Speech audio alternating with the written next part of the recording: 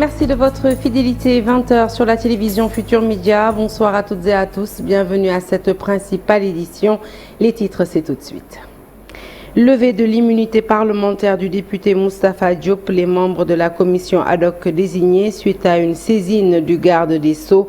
Le maire de Louga est cité dans une affaire de détournement présumé de plus de 700 millions de francs CFA au sein de l'agence d'aménagement et de promotion des sites industriels Aprosi. Khadijatou Tamba attend d'être fixée sur son sort. Celle qui se faisait passer pour une protégée du Premier ministre se trouve à l'heure actuelle dans la cave du tribunal de Dakar. Khadijatou Tamba a jadis été citée dans une affaire de trafic d'identité. C'était au niveau de l'agence sénégalaise des exportations. Cette arrestation entre Fimela et Joal, au total 450 migrants interceptés, dont 12 présumés convoyeurs. Une opération ficelée à travers une collaboration entre les éléments de la gendarmerie et ceux de la douane. Enfin, c'est officiel, Maître Augustin Senghor ne siégera pas au Conseil de la FIFA, une absence qui renseigne sur l'évanescence du leadership sénégalais à l'international. C'est la chronique de Chérif Diop à suivre avant la fin de cette édition. Voilà pour les titres, le développement c'est tout de suite.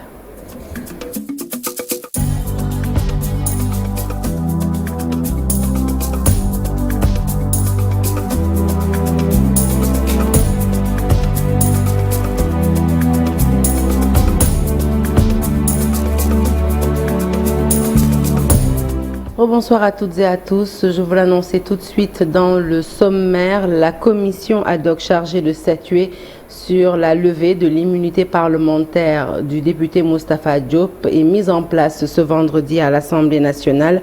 Cette démarche fait suite à une saisine du garde des Sceaux, ministre de la Justice, qui a transmis le 10 mars dernier au président de l'Assemblée nationale les courriers du président du tribunal de grande instance hors classe de Dakar ainsi que du premier président de la Cour d'appel de Dakar en date des 6 et 7 mars 2025, sollicitant donc cette levée formulée par les juges d'instruction des premiers et cinquièmes cabinets du pôle judiciaire financier.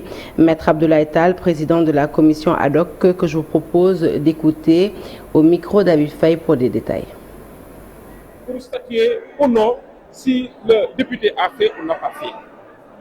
L'Assemblée nationale ne doit pas constituer un obstacle à l'administration de la justice, ne doit pas faire entrave à l'administration de la justice. Et la levée de l'immunité parlementaire d'un député dans une procédure judiciaire pendante est un préalable pour que cette personne puisse répondre des chefs d'accusation ou ne serait-ce que comme témoin dans la procédure concernée. C'est pour ces raisons que j'ai dit et rappelé que nous, députés, nous avons le devoir, voire même l'obligation, de respecter et de faire respecter la présomption d'innocence du député concerné, pour ne pas citer son nom. De respecter et de faire respecter sa dignité de député et bref de citoyen. D'inviter également tout un chacun à collaborer dans le sens de permettre à la justice de faire toute la lumière sur une affaire pendante. C'est-à-dire, nous ne devons pas en tant qu'acteur judiciaire agir, mais nous devons faire en sorte que notre acte ne puisse pas constituer un obstacle, mais permettre à la justice d'avoir toute la lumière sur une affaire pendante et permettre à ces députés également de contribuer à la manifestation de la vérité. C'est la raison pour laquelle je pense que c'est un b.a.-ba du droit de rappeler le principe de la présomption d'innocence, de rappeler également les droits de la défense et de rappeler également le principe du contradictoire qui voudrait que le député concerné soit entendu par l'Assemblée nationale à travers la commission ad hoc et se faire assister par un défenseur avant d'aller répondre à une convocation. Et puis sachez qu'en vertu de l'article 34 du règlement intérieur, la commission des lois à l'Assemblée nationale a proposé la composition suivante pour la commission ad hoc qui sera chargée de l'examen de cette demande de levée d'immunité parlementaire. Le groupe parlementaire PASTEF Les Patriotes, composé de 9 membres, sera représenté par Mohamed Aïb Dafé, Abdoulaye Tall, Amadouba, Youngare John, Marie-Angélique Mamselbe Diouf, Abdoul Ahad Ndiaye, Béatrice Germaine Tening Faye, Alioune Ndao et Safietou Sow. Le groupe parlementaire Taku Walou, composé d'un de ses membres représenté par Djimo Soare. Enfin, les représentants des non-inscrits, il s'agit d'un membre en la personne de Moussa Amadi Sarr. L'ancien ministre des Infrastructures, Amadou Mansour Faye, a une nouvelle fois tenté de quitter le pays ce vendredi à partir de l'aéroport international Blaise Diagne. Après une première interdiction d'embarquement la semaine dernière, cette fois-ci, il espérait prendre un vol Air Côte d'Ivoire, mais son départ a de nouveau été compromis. Khadijatou Tandia, actuellement dans la cave du tribunal de Dakar, connaîtra bientôt son sort judiciaire. Impliquée jadis dans une affaire de trafic de passeports à la CEPEX, elle a été affectée au Fès grâce à une supposée recommandation du Premier ministre Ousmane Sonko. Les détails de cette affaire avec Mamadou Fall. Khadijatou Tandia, chef du service juridique de la ZAPEX, a été désignée comme le cerveau des faussaires des passeports de service. Elle a été déférée ce jeudi en même temps que ses complices après avoir fait l'objet d'un retour de parquet. L'enquête révèle que la section consulaire de l'ambassade des États-Unis au Sénégal avait reçu 12 demandes de visa constituées de passeports de service, de notes verbales et d'ordres de mission dont les demandeurs étaient présentés comme des directeurs de ministère devant prendre part au forum US Africa BizMatch prévu le 16 décembre 2022. Mais les 10 passeports et les documents présentés étaient faux. Interpellée par la DIC, la directrice du protocole au ministère des Affaires étrangères renseigne qu'elle a été surprise de l'imitation de sa signature sur 10 notes verbales. Concernant la présumée Khadijatou Tandia de la ZAPEX et présidente de RENAFESH, elle a confié avoir déposé un dossier au niveau du consulat des États-Unis. Elle a confectionné tous les documents à partir de son ordinateur qui se trouve dans son bureau. Elle prend un format d'ordre de mission qui est déjà saisi sur sa machine et dont elle change le contenu. Après cela, elle colle le cachet du ministère des Affaires étrangères qu'elle avait déjà en extrait sur un autre document. Elle procède ensuite à l'impression. Pour rappel, Khadijatou Tandia est affectée au fonds d'appui à l'investissement des Sénégalais de l'extérieur FAISE grâce à une supposée lettre de recommandation du Premier ministre Ousmane Sonko, une note confidentielle publiée par le quotidien Enquête dans laquelle le Premier ministre exigeait l'intégration de Mme Tandia. Mais pour Kewolo, elle n'est pas une protégée du Premier ministre. Chaude matinée ce vendredi à la gare routière de Bayar dans le Djender avec cet affrontement entre des chauffeurs. Certains d'entre eux réclament des droits, des élections plutôt libres et transparentes pour élire un nouveau président. Selon ces derniers, une personne influente dans la zone tente d'imposer son poulain, ce qui ne passera pas. La gendarmerie de Kayar a dû intervenir pour éviter le pire. Le point, c'est avec Cheranta Diop et Saïlatia. Empoignade. Les chauffeurs de la gare routière de Bayar ont failli en venir aux mains. La tension était vive. Deux tendances se dessinent. Une partie réclame l'organisation d'élections libres et transparentes. Selon Ousmane Ndiaye, le regroupement a déjà choisi son poulain. Mais gare routière Bayar dañ fay ñëw gis fi loo xam ne xamuñu ko fi lañu juddoo yaroo fi ñun tundu Jandeer lañu dëkk. Ce qui se passe à la gare routière de Bayar est inadmissible. Nous sommes tous de Jandeer. Il y avait une équipe qui était là, mais à notre grande surprise, des gens tapis dans l'ombre veulent nous imposer un président sans concertation. C'est ce que nous refusons. Il faut organiser des élections ici et que le meilleur gagne. C'est la goutte qui a fait déborder le vase. Ces chauffeurs et apprentis sont déterminés à poursuivre le combat pour qu'il y ait des élections. Parce que ce que nous voulons, c'est de voter pour le transport seulement, ou bien avec des cartes de membres du regroupement des chauffeurs. Il faut des discussions au préalable. Nous n'accepterons jamais qu'on choisisse un président. Pendant que les protestataires discutaient sur les lieux, les hommes du commandant Diallo de la brigade de gendarmerie de Kayar débarquent et dispersent la foule. Les chauffeurs appellent Alassane Ndoye, le maire de Jandeer et secrétaire général national du syndicat des transports routiers du Sénégal, à intervenir pour décanter la situation. 24 heures après la fin du délai accordé par l'État pour l'immatriculation des mototaxis, plusieurs motocyclistes toujours pas à jour dans la région de Tambacounda, une situation qui est due aux nombreuses difficultés auxquelles ils étaient confrontés tout au long du processus. Ces motocyclistes demandent à l'État de proroger le délai pour permettre aux jeunes qui évoluent dans le secteur de pouvoir se régulariser. Ils sollicitent également une baisse de la somme réclamée. Reportage signé Mamadou Diouf. 24 heures après la fin du délai accordé par l'État pour l'immatriculation des mototaxis, plusieurs motocyclistes ne sont toujours pas à jour à Tambacounda. Une situation qui est due aux nombreuses difficultés auxquelles ils étaient confrontés tout au long du processus. Le nombre d'inscrits est très faible à Tambacounda et cela est dû à un manque d'information. L'État n'a pas bien communiqué sur la campagne de régularisation, surtout au niveau des régions. Nous sommes confrontés également à d'énormes obstacles, notamment l'obtention de certains documents, comme la pièce d'identité ou le passeport de celui qui a importé la moto. Un document presque introuvable. Il parle également de gratuité. Mais c'est faux, il n'y a pas de gratuité, car ils nous font payer plus de 28 000 francs CFA. Et vous savez qu'à Tambacounda, les choses ne marchent pas comme il faut. Le chef de service du transport nous a fait savoir que plus de 700 se sont inscrits. Mais jusque-là, ils ne sont pas partis prendre leurs documents pour faute de moyens. Ces motocyclistes demandent à l'État de rallonger le délai pour permettre aux jeunes qui évoluent dans le secteur de pouvoir se régulariser. Ils sollicitent également une baisse sur la somme demandée.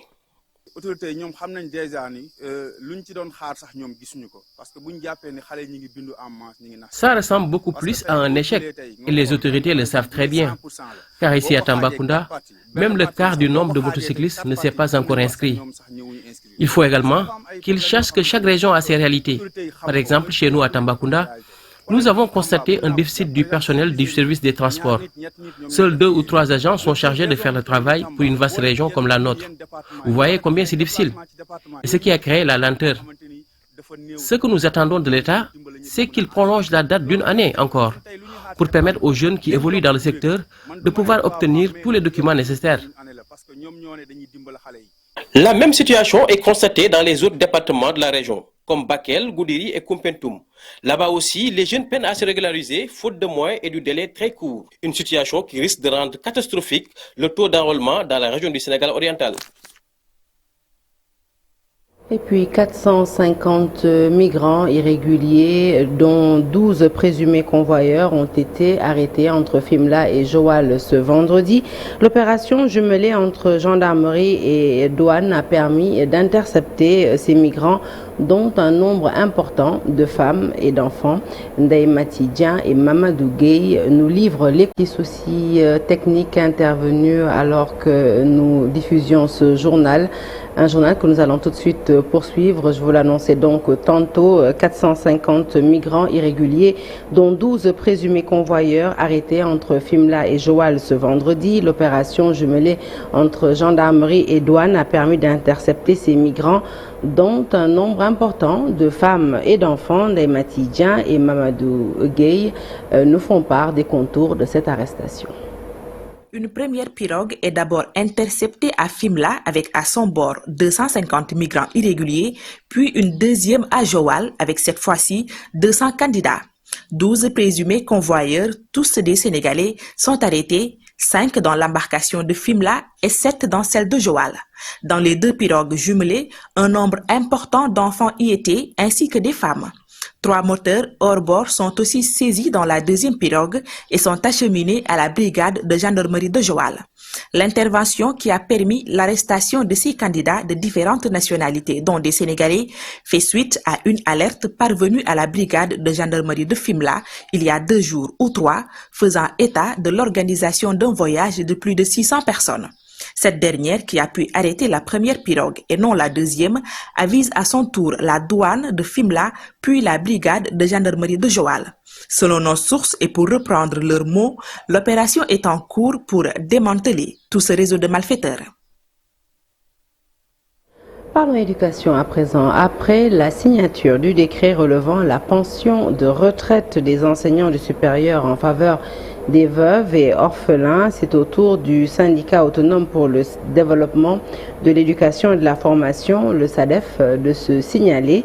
Les membres du SADEF exigent le parallélisme des réformes et la signature dans les plus brefs délais des 2 décrets impactant le statut des enseignants décisionnaires. Il s'agit des décrets 74-347 et 2006-392. Ces syndicalistes menace de paralyser le système éducatif si le gouvernement ne réagit pas. Nous écoutons tout de suite Mbaye Sarr, secrétaire général de la SADEF, au micro de Al-Hassan Ba. Nous saluons justement la signature du décret sur la pension des enseignants-chercheurs qui a été une vieille doléance du SAES. Aujourd'hui que le président de la République ait fini de signer ce décret, maintenant nous réclamons le respect du parallélisme des formes par la signature des deux décrets impactant le statut des enseignants décisionnaires. C'est-à-dire le décret 74-347 du 12 avril 1974 et le décret 2006-392 du 27 avril 2006. Depuis l'annonce de la modification de ces deux décrets, nous attendons toujours et les enseignants décisionnaires restent toujours dans l'expectative. En plus de la signature de ces décrets, nous réclamons l'âge de la retraite des enseignants à 65. De même qu'une pension décente pour les enseignants décisionnaires.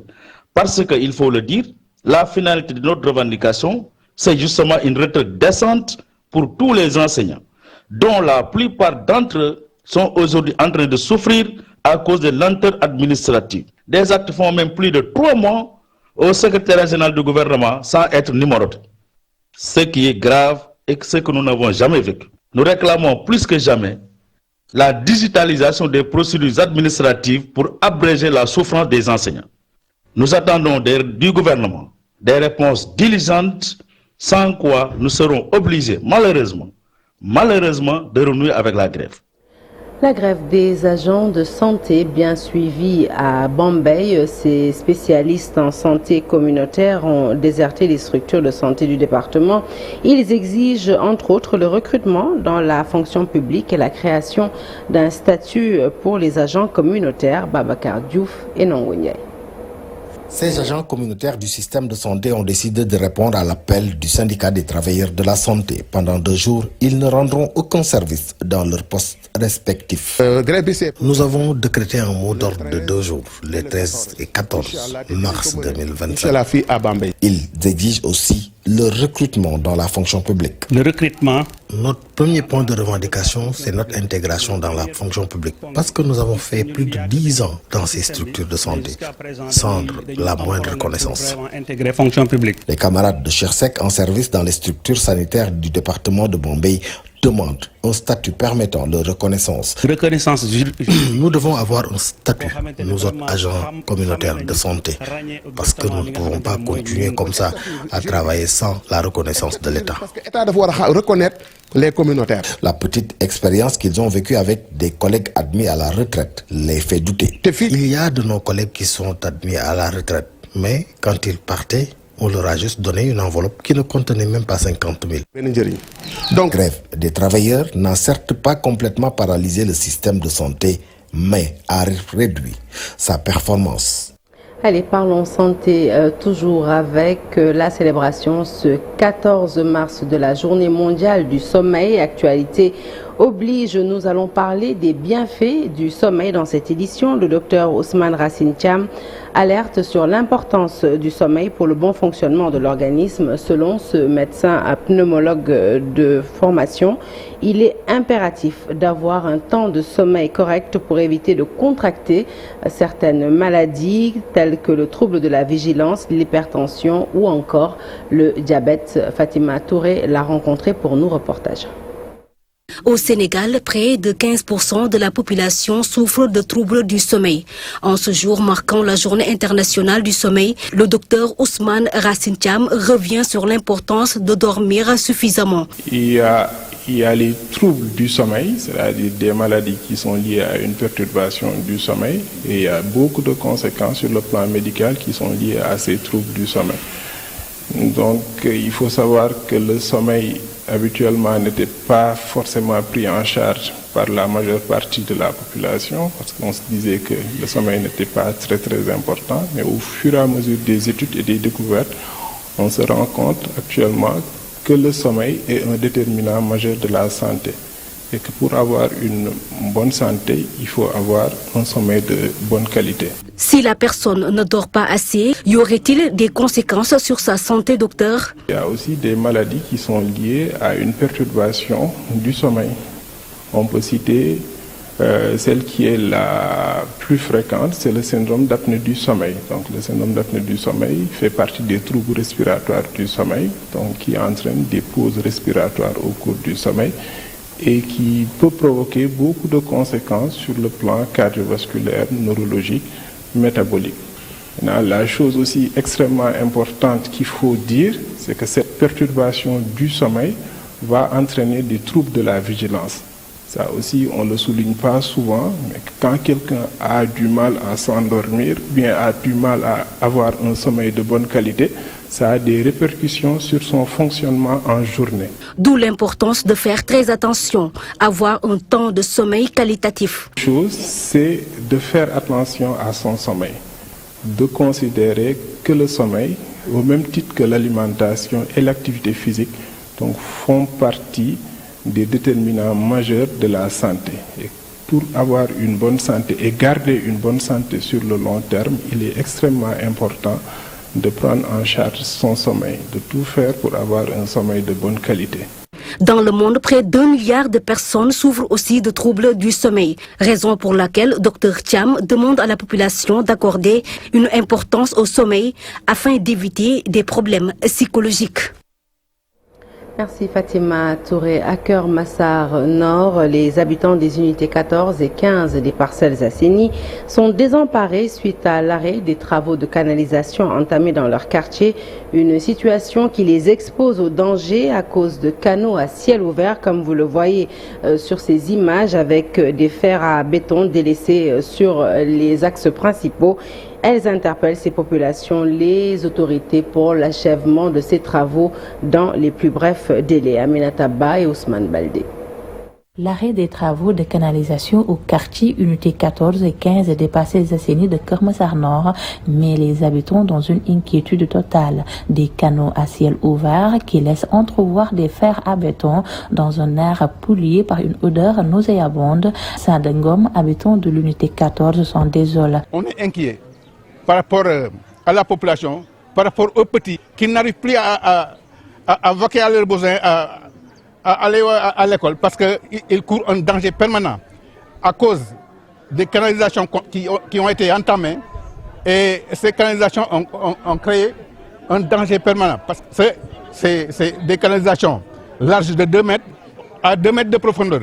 Unité 14 et Boune, il y a des handicapés, des malades qui n'arrivent plus à sortir de leur maison. Une situation que ces habitants vivent depuis plus d'1 mois et selon eux, c'est l'entreprise CDE qui est en charge des travaux. Ce qui nous inquiète, c'est que la société qui s'était chargée d'accomplir ces travaux ont quitté sans qu'on sache qu'est-ce qui se passe. Ces temps-ci, on a observé que même le matériel qui était stocké ici pour continuer les travaux, ils commencent à les récupérer. Ces habitants de Keur Massar Nord, qui craignent également pour leur santé, demandent aux autorités de faire de leur possible pour l'achèvement de ces travaux. Voir ces travaux en arrêt, ça nous brise le cœur. Du fait de l'ouverture de ces canalisations qui présentent un danger extraordinaire et permanent. Nous ne sommes plus en sécurité. Nous ne sommes plus en sécurité. Nous alertons le maire. Nous voulons à ce que ces travaux soient acheminés et livrés afin que nous puissions vaquer proprement à nos occupations. Ces habitants des unités 14 et 15 des parcelles Asseni de Keur Massar Nord sollicitent aussi la reprise des travaux des bassins de rétention 4 et 5 à Amdalaï entamés en 2021 afin de lutter efficacement contre les inondations dans la zone. La page des sports avec le monde de la lutte frappé par cette triste nouvelle, la disparition de l'ancienne gloire Mam Nyambane, rappelée à Dieu dans la matinée à l'hôpital de Foundiougne selon ses proches. Cette perte attriste profondément la communauté de la lutte sénégalaise qui voit s'en aller encore une fois une de ses icônes de la lutte, Mam Nyambane Ndiolm, plus connu sous le nom de Mam Nyambane, est originaire de Kaolack dans le Sine Saloum. Il est de la même génération que Boy Bambara, Mbaye Gueye, Double Less ou encore Mam Gorgui Ndiaye. Il a été enterré ce vendredi à 17h à Mbam et les funérailles se tiendront ce dimanche 16 mars 2025, toujours dans la localité de Mbam. Parlons à présent de la BAL, la Basketball Africa League. Le représentant du Sénégal, l'ASC Ville de Dakar, a présenté ses nouvelles recrues, dont un Américain, de grands basketteurs enthousiastes qui veulent remporter cette 5e édition de la BAL. La conférence Sahara est prévue, je rappelle, du 26 avril au 4 mai prochain plutôt au Dakar Arena, avant les Final 8 qui se joueront à Pretoria du 6 au 14 juin 2025. Le reportage est signé par Faranyingue Amadouba. Le taille pour une meilleure participation à la BL. Le représentant du Sénégal, l'AS Ville de Dakar, n'a pas lésiné sur les moyens pour recruter de grands basketteurs. Nous avons Arona qui est là, nous avons Will Perry qui est là, il y a Majok qui vient en début avril et après Eke qui va suivre. Donc ce qui veut dire qu'aujourd'hui on est en plein dans la préparation. Donc même le groupe local quand même est très enthousiaste quand même de pouvoir représenter le Sénégal par rapport à cette compétition que nous organisons, ça fait 5 ans. Et que je pense qu'aujourd'hui c'est le moment quand même de pouvoir porter le flambeau et permettre quand même au basketball sénégalais de rayonner de plus encore sur le continent.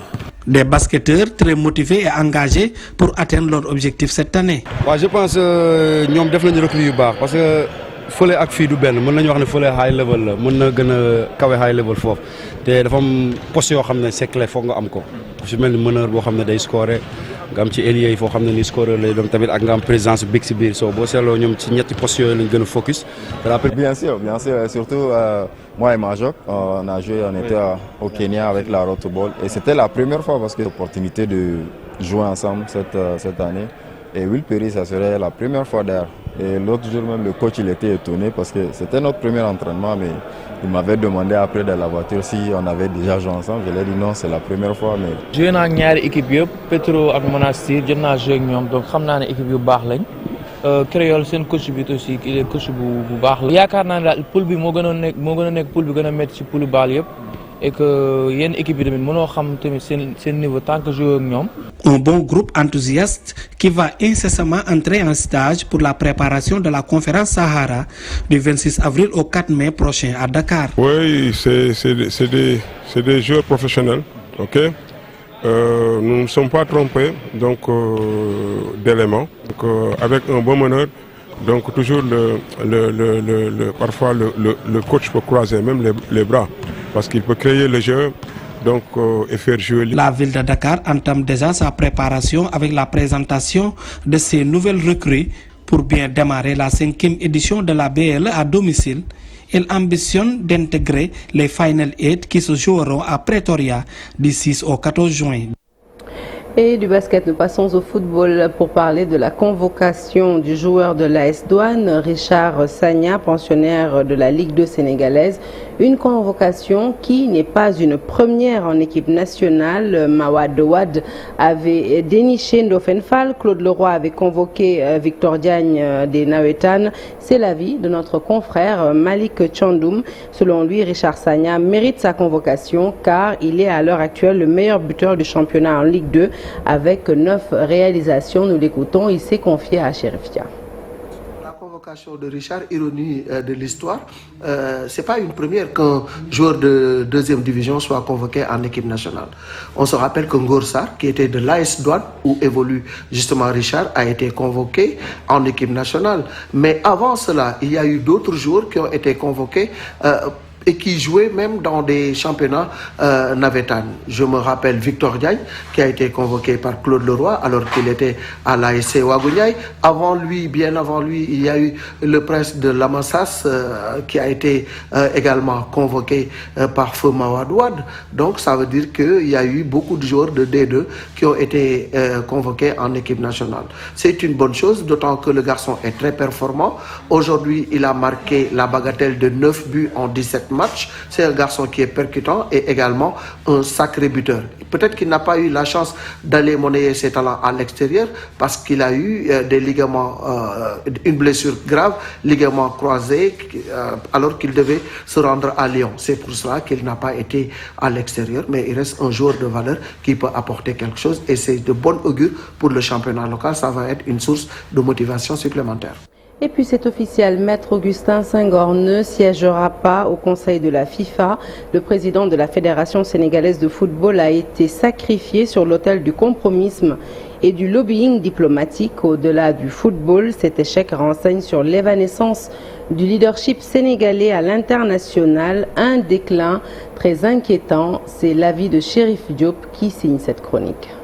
Un échec personnel, une désillusion pour le soft power sénégalais. En ces termes, nous pouvons résumer la non-élection de Maître Augustin Senghor au Conseil de la FIFA. Dans sa carrière de haut dirigeant du sport comme d'homme politique, le maire de l'île Mémoire vient de perdre pour la toute première fois une élection. Cette fois, la providence ne lui a pas souri. Il fallait que cela arrive un jour, mais cette déconvenue laissera un goût amer car elle bloque le Sénégal à la porte de l'organisation fêtière du football mondial. Ni sa longue expérience empirique dans le Gotha du football, ni sa position de premier vice-président de la Confédération africaine de football, ni le rayonnement du football sénégalais n'ont suffi à faire élire le président de la FSF au Conseil de la FIFA. Le saint des saints, là où tout se décide. Recalé à la 10e place avec 13 points seulement, Senghor fait le choix étonnant de démissionner de son poste de vice-président de la CAF par souci de cohérence selon ses dires. Il ne se voit plus diriger à la CAF des membres qui l'ont battu à l'élection au Conseil de la FIFA. Un choix éminemment discutable parce que cette décision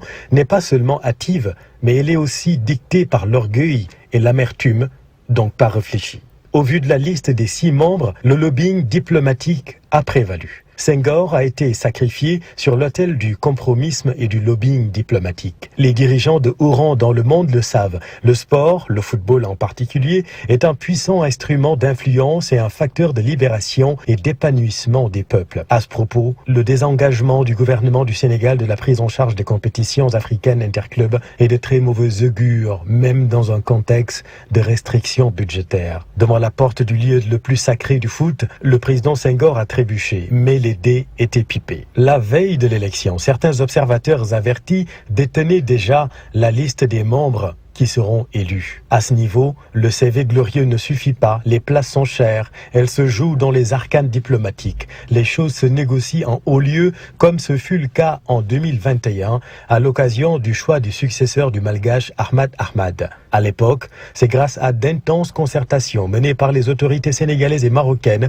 et avec l'aval du comité d'urgence de la Fédération sénégalaise de football que la décision avait été prise d'accepter le protocole de Rabat, un accord diligenté par la FIFA. Augustin Senghor renonça à sa candidature au poste de président de la CAF au profit de Patrice Motsepe qui a rempilé ce 12 mars 2025 à la tête du football africain. Senghor, lui, redevient un simple membre de la CAF. L'avocat manque l'occasion d'accéder à la FIFA après le départ de Fatma Samoura. Senghor est un revers de plus pour la représentation du Sénégal sur la scène internationale après l'échec en juillet 2024 du docteur Ibrahima Sosséfa, candidat malheureux à l'élection du directeur régional de l'Organisation mondiale de la santé pour l'Afrique. La présidence de la Banque africaine de développement est le prochain poste à pourvoir par un Sénégalais. Amadou Hott est candidat à la succession du Nigérian Akioumou Adesina. L'ancien ministre sénégalais de l'économie fait face à la sérieuse concurrence du Mauritanien Sildou Ould Douta, soutenu par Alassane Ouattara, président de la Côte d'Ivoire. Ces soutiens de poids donnent le Mauritanien largement favori, mais Amadou Hott bénéficie d'une riche expérience multilatérale. S'il est élu président de la Banque africaine de développement, il sera avec Maktar Diop, directeur général de la Société financière internationale, les deux Sénégalais à diriger des institutions financières de développement de cette envergure. L'élection du président de la BAD aura lieu le 29 mai 2025 en Côte d'Ivoire, pays où 64 ans derrière, le Sénégalais Cherfal fut nommé premier président directeur général de la défunte compagnie Air Afrique le 25 juin 1961 grâce à l'appui de Félix Houphouët-Boigny et un peu de Léopold Sédar Senghor. De ces années post-indépendance à nos jours, le leadership sénégalais s'est fortement déprécié. Le rayonnement du pays sur la scène internationale avec. Après avoir réussi à préserver la stabilité politique, l'heure a peut-être sonné de redorer le blason du pavillon national à l'international. Le Sénégal va accueillir en 2026 les Jeux Olympiques de la jeunesse, un événement mondial, une belle occasion pour le pays de briller avec Mamadou Diagne-Ndiaye, 5e Sénégalais à faire partie du comité exécutif du Comité international olympique après ses illustres prédécesseurs, dont un certain Lamine Diack. Merci à Chérif Diop pour cette chronique. Merci à vous pour avoir suivi ce journal. Encore une fois, toutes nos excuses pour ces petits soucis techniques intervenus lors de sa diffusion. C'est aussi ça, les aléas du direct. Mais l'actualité se poursuit sur toutes nos plateformes digitales un peu plus tard dans la soirée. Émission spéciale Diakar Lobby dans Quartier Général, bien entendu, présentée par Pape Cheikh Diallo et tous les chroniqueurs du Diakarlo. Excellente suite de programme en notre compagnie. Quant à moi, je vous retrouve demain avec grand plaisir, Inch'Allah.